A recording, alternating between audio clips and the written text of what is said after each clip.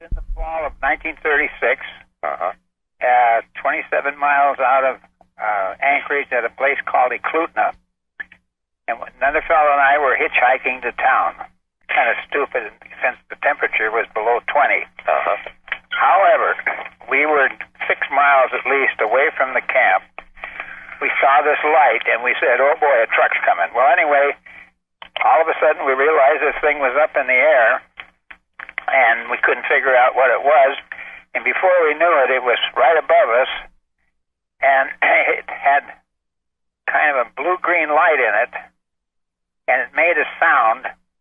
And I never heard that sound again until I heard the first jet engine shut down, kind of a low whining sound. Uh-huh.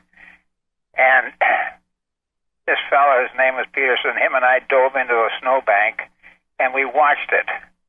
It passed overhead, and it looked like it was going to run right into the mountain to our right. When it got to the mountain, this thing went over the top and down the other side. And we said, that does it. We're going back. We don't know what it was, but we thought it was something secret the government was doing. Okay. It looked like it was cigar-shaped. However, as it got away from us, it looked more like a flat iron.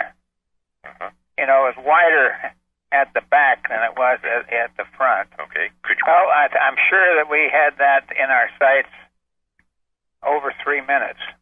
Okay. Because it was not moving very fast, and it was less than 1,000 feet. And this is the part that really frightened us. Yeah.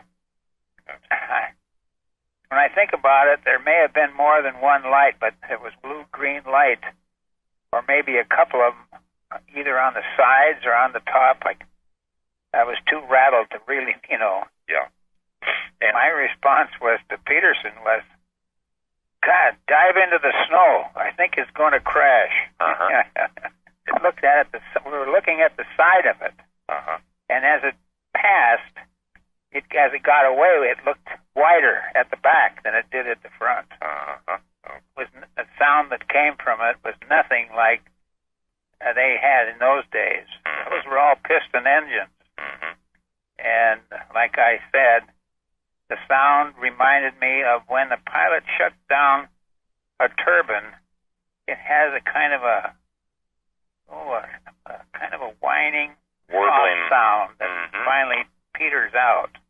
And that's the sound that I heard, and I'm sure Peterson heard it too.